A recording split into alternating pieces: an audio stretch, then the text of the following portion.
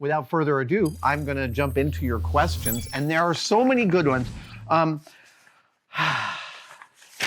I wanted to start with one about the Mythbusters production crew. We made Mythbusters for 13 years, and over those years, I think well over 100 people sort of passed through our staff. I could be completely wrong about that number, but it was a lot. Our core team was about 20, 25 people at any given time, including all the hosts in 2 separate shops. Oh, right. Hold on just a second. I'm just, oh my God, I'm going to forget some of these. Anyway,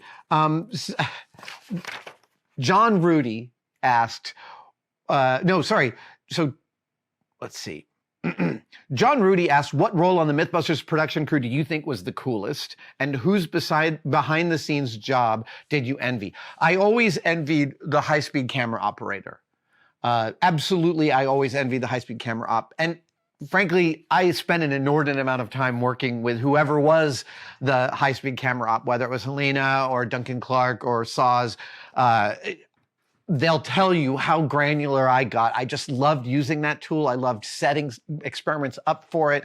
I loved building the stories, because every time we set up a shot, we weren't just covering the story of what was happening in that shot. We're also covering the story of the episode in that shot. And we really wanted to infuse each of our high-speed shots with all the information you really needed to know to understand why this experiment was interesting. So that was absolutely the position that I was the most obsessed with. But then Tractane asks, who were some of the unsung heroes behind the scenes on Mythbusters that made an impression on you? And I spent a little while writing down a whole bunch of names. And I'm so sorry if you worked on Mythbusters and I forgot your name here. I will tell you,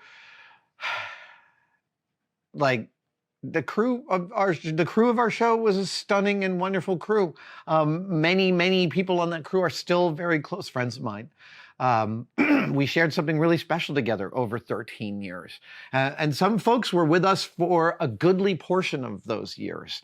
But without further ado, I'd love to just do some call outs. Oh, also, there's lots of nicknames in here that have Z's in them or an O at the end. That is a very Australian way to obtain a nickname. In Australia, if you're Steve, all of a sudden you're Steve-O.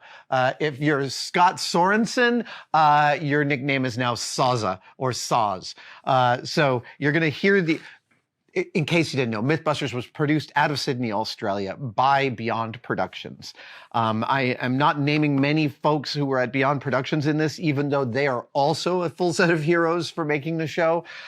We sent our dailies back to Sydney. They got edited, sent to Discovery. But also much of our crew was Aussie for the greater portion of our show. And thus, I like to point out that Mythbusters has a deeply Australian sense of humor. So, without further ado, Linda Wolkovich, Eric Haven, Jax Marker, Alice Dallow, Steve-O Christensen, Sawza, Duncan Clark, Dan Tapster, Jamie Lipsky, Carrie Hansbarger, Dan DeRogatis, Dennis Kwan, Coco Faz, John Henry Hunt, Caroline Odson, Claire Mandel, Bongo, Lesko, Yvette, and Yvette are the same person. Will Nail, Lauren Williams, Joe Sargent, Chris Rocha, Don Best. I know I am forgetting some folks here, and I truly apologize. It's hard to hold on to all those names at a moment's notice. But it was my honor to make the show with every single person on this list. And I have fond memories of every one of these people figuring some amazing thing out and contributing in a delightful way to an episode, to countless episodes. Some of these people, like Linda Wolkovich, I had worked with for years before at Industrial Light and Magic. And so it's not too much to say that Mythbusters sort of grabbed my employment back to the beginning of my days of living in San Francisco and took it off to the next level. And so, yeah, I just give a salute to all of our Mythbusters crew that worked with us over the years. Amazing. Okay. that's my first question. Shadowfax 1007. Shadowfax is famously the king of horses, was Gandalf's horse. Also, a terrific electronica band from the 80s, if I remember correctly. Yeah. At any rate, Shadowfax says, was there ever a post-Mythbusters blues?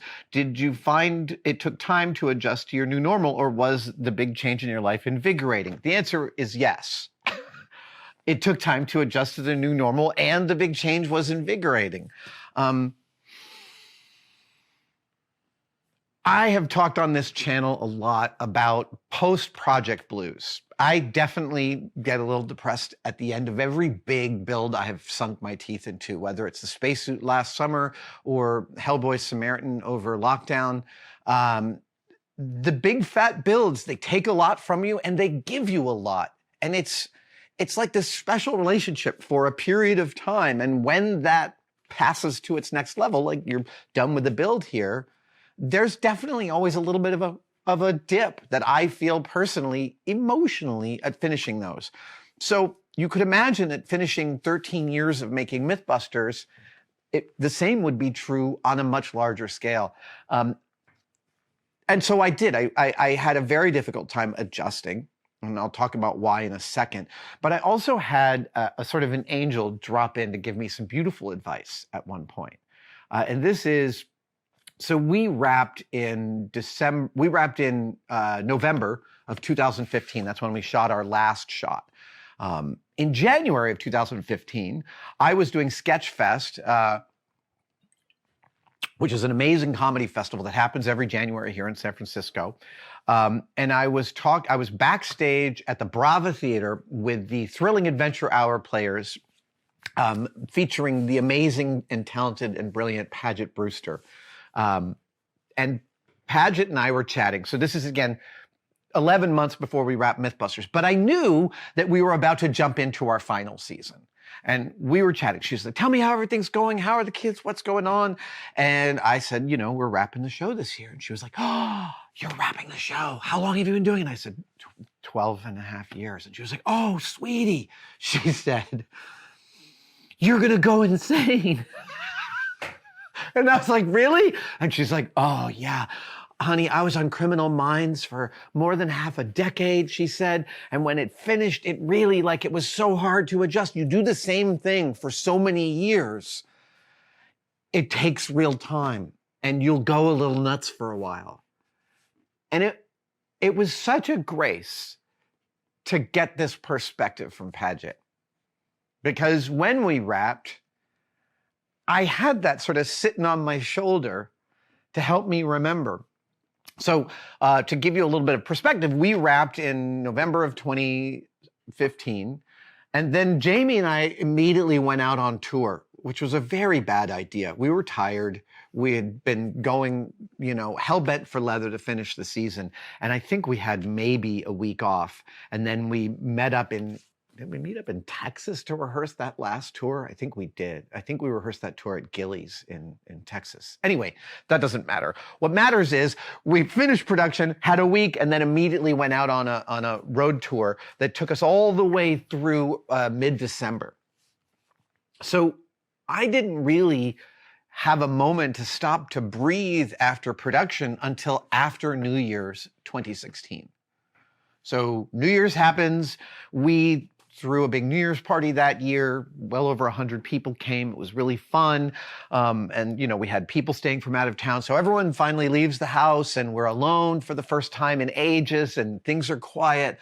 And it's like the first week of 2016. And I wake up at like 8 o'clock and I bolt out of the house and come over here to the cave and start working. And I spend the whole week like getting up at 8 every morning and coming over here thinking, oh, this is so cool. I've got all this time to spend in my shop. And my wife at the end of that week, she was like, I'm not sure I can take this post-Mythbusters reality because you're just as manic as you were when we were making the show, when you were making the show. And I was like, wow, I didn't realize I was being so manic. But what I was doing was the only thing I knew how to do at the time, which to be fair, Mythbusters did not have an off season. We didn't shoot for 8 months and then took 4 months off. We shot year round for 13 years. And so during the time we were in production on Mythbusters, I got like between 2 and 5 hours a month in this shop to build stuff. It was that limited. Sometimes when I needed to come into the shop, I would wake up extra early and come in here for an hour before 8:30 when I was on call at Mythbusters. So I was used to fitting the cave into the corners of my life. And when Mythbusters ended, I was still behaving as if I had to shove the cave into the corners of my life. And so, you know, that started a months-long process of really assessing a new way of moving through the world, moving through my world. And, you know, it led to a really different set of behaviors for which I'm really, really grateful. But I am supremely grateful for Paget for giving me that perspective so that when my wife gave me the perspective that I was still like behaving as if I was in full television production, I was like, right. I'm going a little bit nuts because I'm still acclimatizing to the idea of this show being over. I mean, look, I'm a lifelong freelancer. I have almost never had a job. And that has been great. It has been a great privilege. At the same time, as a freelancer, it doesn't matter how much success you have, you are always thinking what's next. So even at Mythbusters peak, Jamie and I both were like, yeah, what's going to happen after this? Sure, we got the rent paid this year, but what happens next year? And you know, that freelancer's brain is terrific. But I was able to sort of slow it down a little bit post Mythbusters and find my pace. And nowadays, I go and get coffee somewhere between 8 and 9:30. It really varies depending on how late I've stayed up. I bring the coffee back. We enjoy a little coffee together, my wife and I, and then I come in here 9:30, 10 sometimes. Sometimes earlier, but yeah, around that time. And it is a really, really nice existence here to be able to come in, spend 35, 40 hours a week building in the shop. But it did take some real transition. So thank you for that. Those are great questions. That is a great question, Shadowfax 1007. We've got some live questions. Mark's Junk Box. Nice. Mark's Junk Box says, are there former Mythbusters now at Tested? Why, yes, there are. Absolutely. Ryan Kaiser, who was our production manager at Tested, Ryan Kaiser, who was a production manager on Mythbusters, is now our production manager here at Tested. And the moment that position became something we knew we needed to fill, Ryan was the first person I called. And yeah, it's such a delight. In your professional life, once you've gotten past the like getting the work and feeling like you know how to do the work, and I mean, that can take decades. My imposter complex is only diminishing now and I'm 55. But after you feel some mastery over your career, one of the great pleasures is being able to help people that you have worked with who ask for recommendations or introductions or jobs that you can give them. It's just paying the respect forward and paying the respect to the people that you've worked with by helping them get more work, giving them more, bringing them into your family. It's a singular pleasure. And so it's our delight to have Ryan on this crew. And the general manager of Tested, Kristen Lomosny, was the head of Mythbusters social media for our entire run.